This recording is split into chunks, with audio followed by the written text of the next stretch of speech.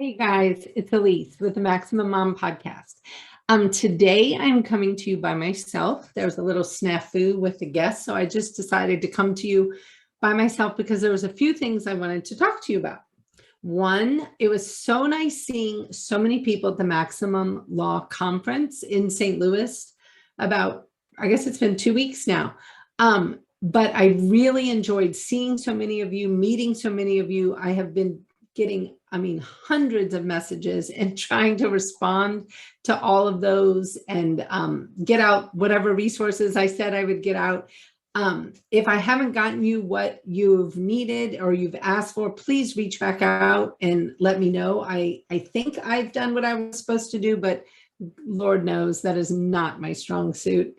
So don't hesitate to ask again if there's something I said I would get you and I have not gotten it.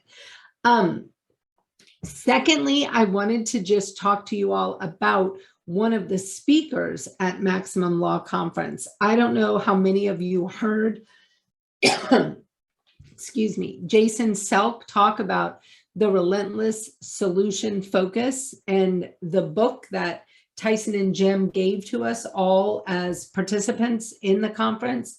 I have to tell you that book, that reframing of how we think about things and how we move from problem-centered thinking to solution-focused thinking has been truly life-altering for me.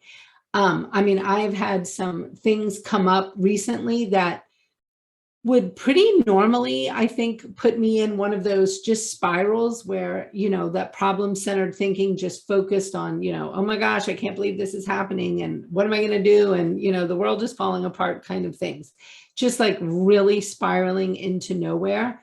But being able to bring it back down, ask the question that Jason Selk talks about, what is one thing I can do in this moment to move this problem forward by 1 inch? Even I can do that. Like I can figure out a 1 inch forward movement and it is game changing. And once you get started with your 1 inch forward movements, you do 1 inch, you can do the next inch, and you find yourself just so much less stressed and your brain is working so much better. He actually talked about the science behind that. When we're in that problem-centered thinking, our brains actually aren't working. I think he even used the word dumb, like we are dumber when we are doing that. So being able to bring your mind over to solution-focused thinking is truly game-changing. And I have to tell you, if you have not read the book, I know some of the recordings are going to come out from the Maximum Law Conference. Please listen to that talk by Jason Selk. It was so powerful for me, and I know several others who have been using this and really focused on it.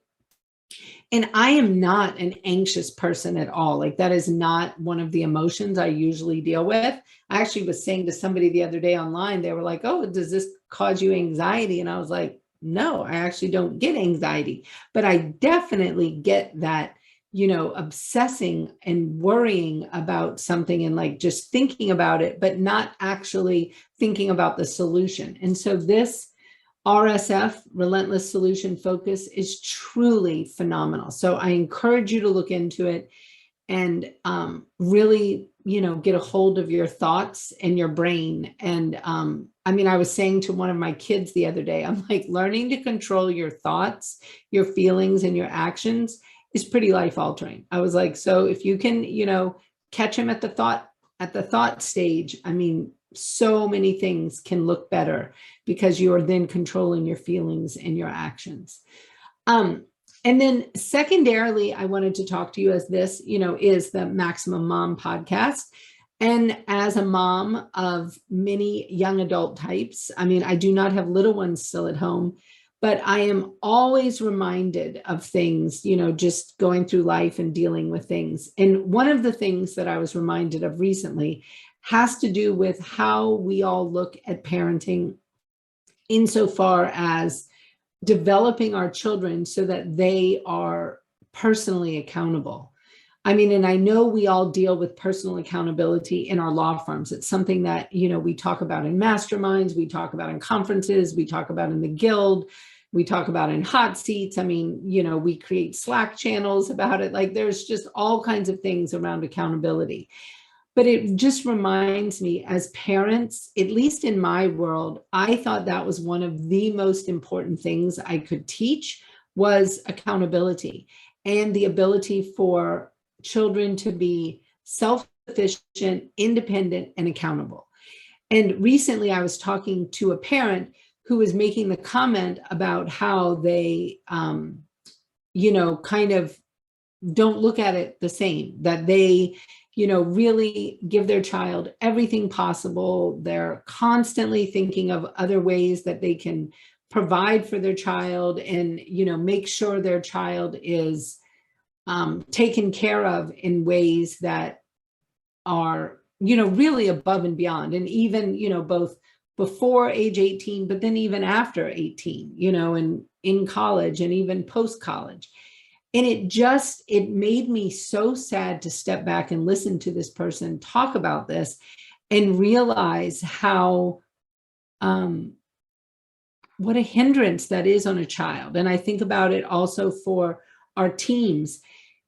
The ability to really trust someone, I mean, whether it's your child, and it could be a 4-year-old, 7-year-old, 12-year-old, 18-year-old, 22-year-old, whatever it is, but really trusting that your child has the tools to do what's right, to make the right decisions, to gather the right information. I mean, that is what true empowerment and maximizing is.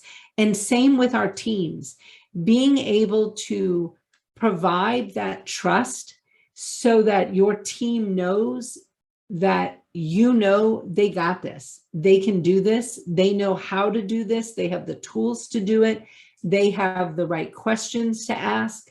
I recently listened to a book and the author was describing a scenario where it was in an academic setting, there was like major stuff going down and a new dean got put in place at the school. And so the person who was kind of in the midst of the problem reached out and said, oh, well, I'll talk to you and I'll provide all the context so you know what's going on, blah, blah, blah. And the new dean said, well, I don't know that we need to meet. And he said, did you and your team use your best thinking in coming up with this situation that, we're in? Like, did you use your best thinking? And the guy was like, yeah, we did. And he said, and was your process fair to all stakeholders? Did you hear everybody?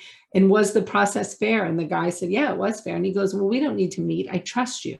I trust that we should just move forward. That level of trust, I think we law firm owners, and I know many parents, we have a hard time providing that level of trust, as do I. And, we often, I hear a lot about trust, but verify. And I think we have to really step back as leaders in our firms and leaders in our family and leaders of ourselves and ask, what is really trust, but verify? I mean, is that just micromanagement, but it just sounds a little nicer?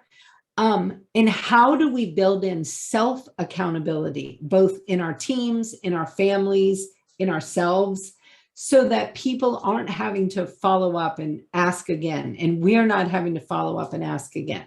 So I urge you all to think about how can you help build self-accountability? How can you give trust to those people around you so that they are really unleashing their full potential? Because, I mean, that is our goal as leaders, like I said, in our teams, at work, in our families, and with ourselves. I mean, we want to unleash the full potential in people. And to do that, we have to be able to step back even more than I think many of us are comfortable doing. Okay. I think that is it for today. I appreciate those of you who would listen. And if you want to subscribe to get more of the Maximum Mom podcast, please do that. And if you have any questions or anything you want to discuss with me, always feel like you can reach out. Okay, thanks a bunch and have a great day.